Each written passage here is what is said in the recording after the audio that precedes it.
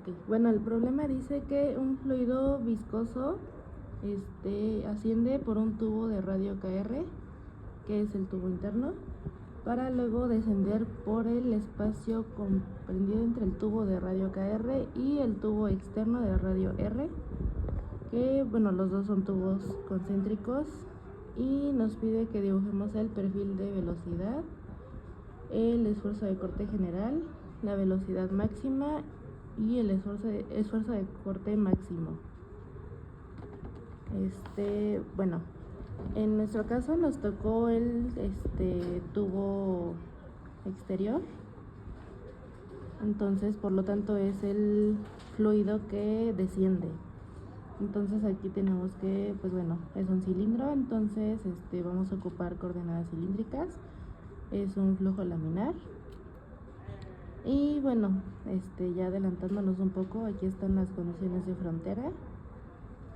Y a ver, pues aquí está el primer paso, que es elegir el sistema de coordenadas, y pues ya dijimos que son cilíndricas. Y bueno, movimiento axial, entonces la velocidad en R y la velocidad en θ van a ser igual a 0. Y bueno, tenemos que la velocidad en z va a ser dependiente del radio. Luego, el paso número 2, tenemos las suposiciones, que tenemos que es un fluido incompresible, lo cual implica que la densidad es constante. Tenemos que es un fluido newtoniano, y bueno, tenemos que la viscosidad va a ser constante. La 3, el estado estacionario, lo cual implica que la acumulación va a ser igual a 0, las entradas van a ser iguales a la salida, y la derivada de cualquier propiedad con respecto del tiempo va a ser igual a 0. Y la 4, pues tenemos el flujo laminar, que ya lo habíamos visto aquí en el diagrama también. Y bueno, la tercera, determinar las fuerzas que provocan el movimiento, que en este caso son las fuerzas viscosas, ya que el fluido tiene una viscosidad, y las fuerzas volumétricas, ya que al estar descendiendo, pues el movimiento va a estar provocado por la gravedad. Por último, el paso 4, que es definir las condiciones de frontera. Aquí tenemos que cuando el radio sea igual a R mayúscula, la velocidad en z va a ser igual a 0. ¿Por qué? Porque tenemos que el cilindro está fijo. Y la condición de frontera 2, tenemos que cuando R valga R menos KR sobre 2, la velocidad va a ser máxima. Y bueno, explicando esto, como nos tocó estudiar el fluido que va a descender por la parte de del centro, del área que está entre los dos cilindros, entre esta pared y esta pared de acá, al tener un flujo laminar, pues entendemos que la velocidad máxima siempre va a estar en el centro, entonces pues este es el centro. Y el radio de los dos tubos, pues este es de radio R y este es de radio KR. Entonces, pues por eso el radio de esta superficie que está aquí va a ser la diferencia de los dos radios dividida entre 2. ¿Y qué más? Pues ya, a continuación vamos a ver las ecuaciones de continuidad, simplificarlas y pues el resto del problema. Ahora bien, para determinar para este caso vamos a utilizar una ecuación de continuidad. En este caso vamos a emplear coordenadas cilíndricas, ya lo habíamos visto anteriormente, por ende vamos a utilizar de la tabla 3.4-1 la ecuación B, que es la que tenemos en esta parte. Ahora vamos a empezar a eliminar, ¿no?, términos. La primera se va a eliminar de acuerdo a que prácticamente nosotros no tenemos acumulación, por ende este primer término se va. Ahora también sabemos que no tenemos coordenadas en R, o sea, nada depende de R, por ende también se elimina. Sabemos que no tenemos coordenadas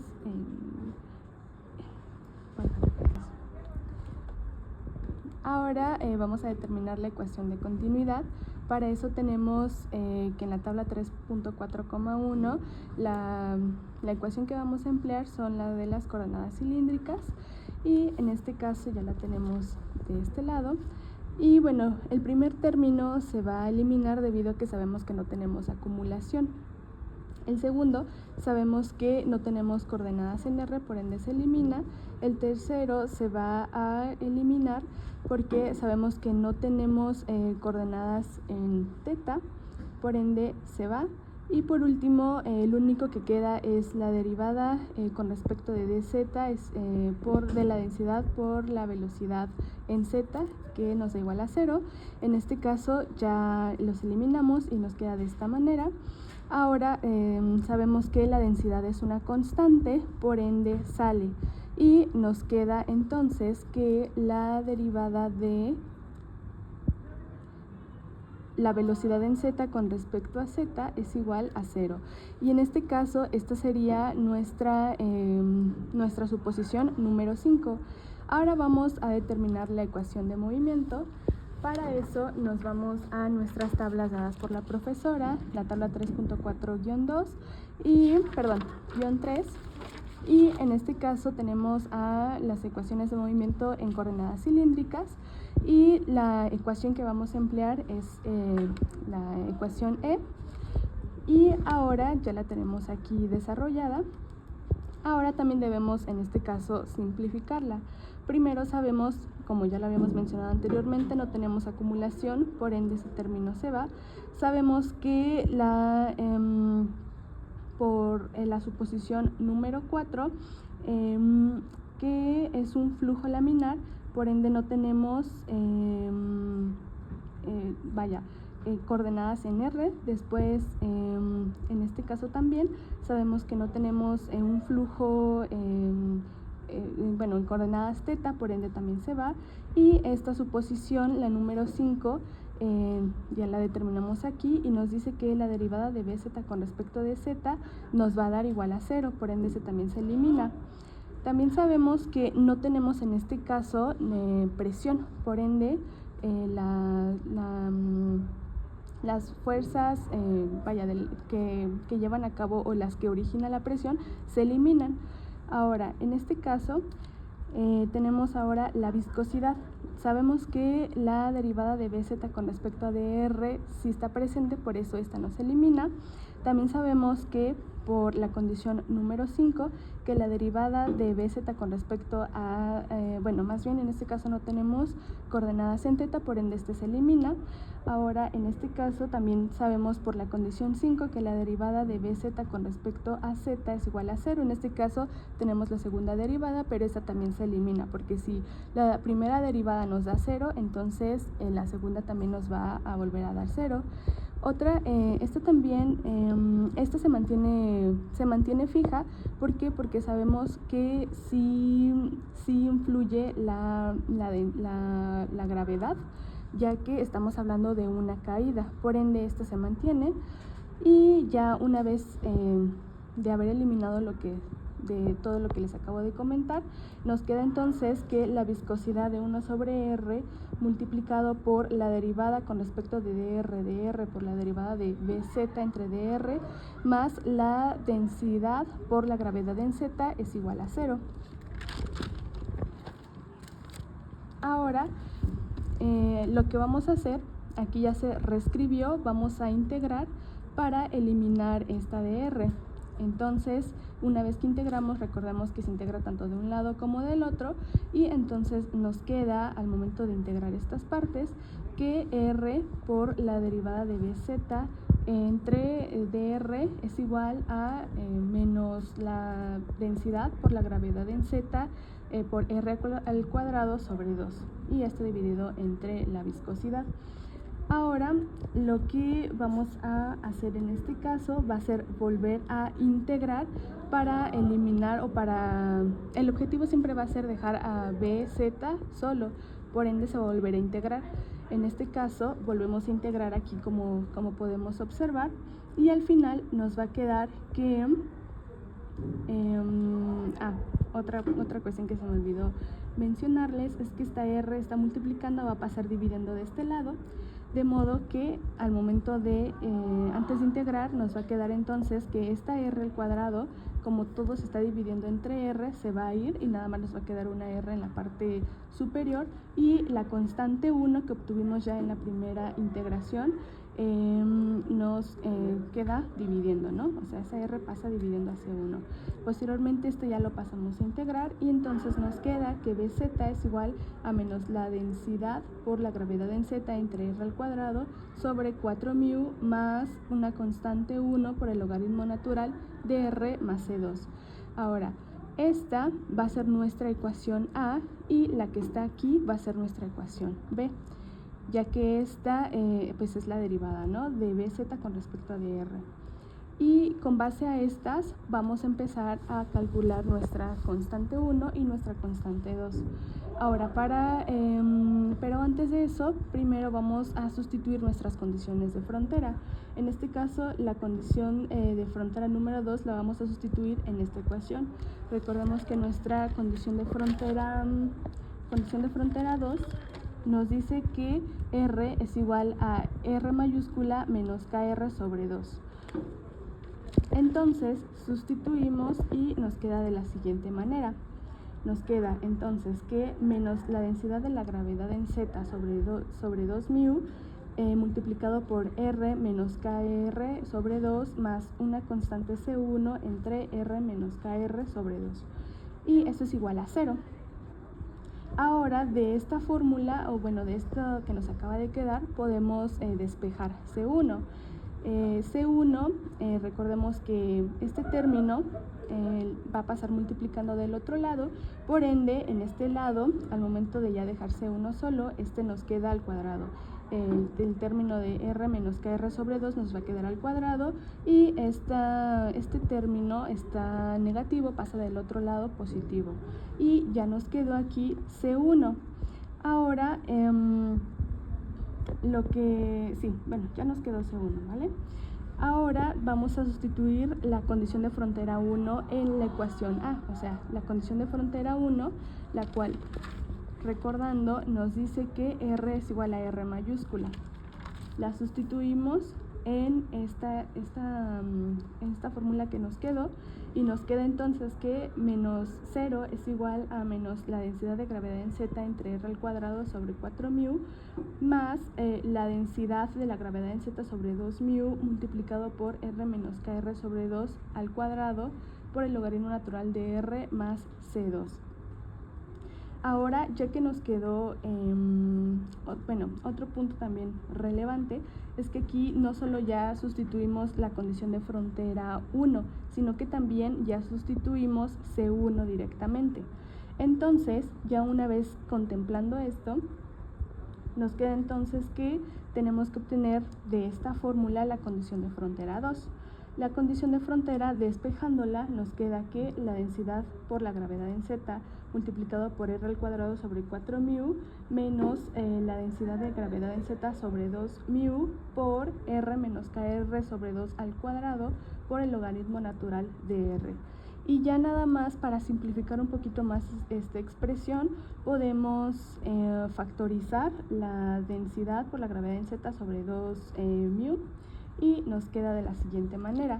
La densidad por la gravedad en z sobre 2μ, todo esto va a multiplicar a r al cuadrado sobre 2 menos r menos kr sobre 2 elevado todo al cuadrado por el logaritmo natural de r. Y pues estas ya son nuestras C1 y C2 y con ello ya podemos empezar a calcular nuestro esfuerzo de corte, que a continuación mi compañera se los va a explicar. Es calcular el esfuerzo de corte, tanto el general como el máximo, y para eso tenemos una ecuación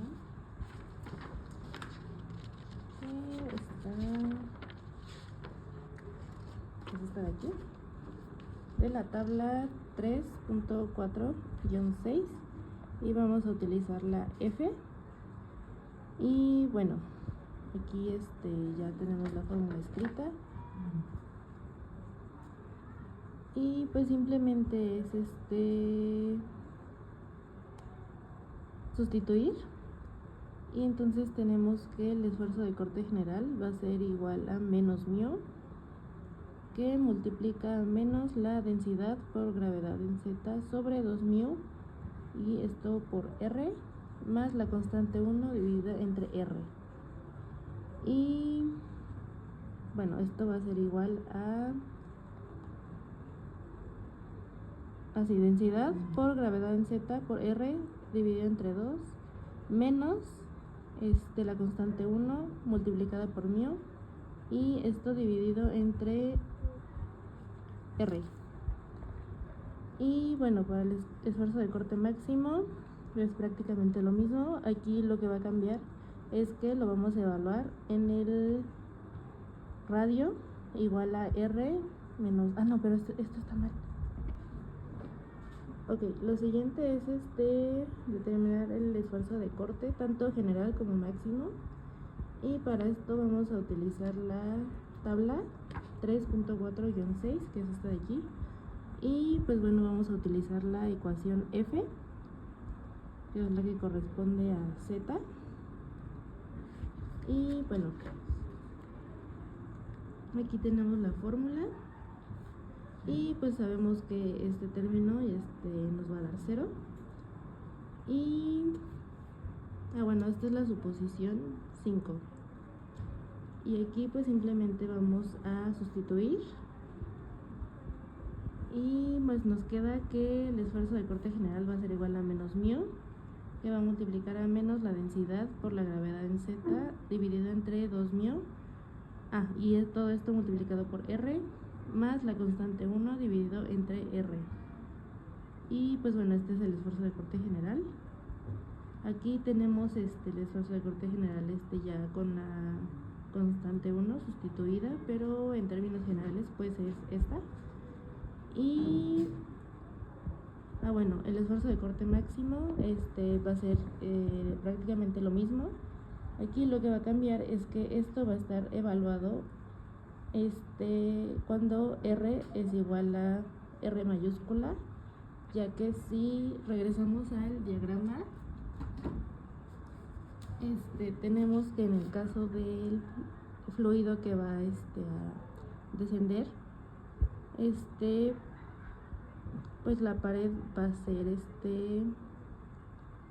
el radio igual a r mayúscula, y pues bueno, tenemos el flujo laminar, y donde la velocidad es prácticamente igual a 0, que es donde va a costar más trabajo mover el fluido, pues va a ser cuando esté acá pegado en las paredes, y ahí tenemos que va a disminuir la velocidad. Entonces por eso es que se evalúa en este punto. Y bueno, entonces va a quedar que el esfuerzo de corte máximo va a ser igual a menos μ, que multiplica a menos la densidad por la gravedad en z sobre 2μ, todo esto multiplicado por r mayúscula, más la constante 1 dividido entre r. Para la velocidad promedio necesitamos el flujo volumétrico. Y pues bueno, tenemos que aquí el flujo volumétrico es igual a esta ecuación de aquí, que pues básicamente es el área transversal por la velocidad del fluido, que pues es en z. Entonces aquí simplemente vamos a evaluar más bien a integrar dkr, que es el radio del cilindro de el centro, y r, que pues es el radio del cilindro exterior. Y pues bueno, para la velocidad promedio tenemos que es el flujo volumétrico dividido entre el área transversal, y pues bueno, esta es la fórmula del área transversal. Entonces esa sería la solución del problema.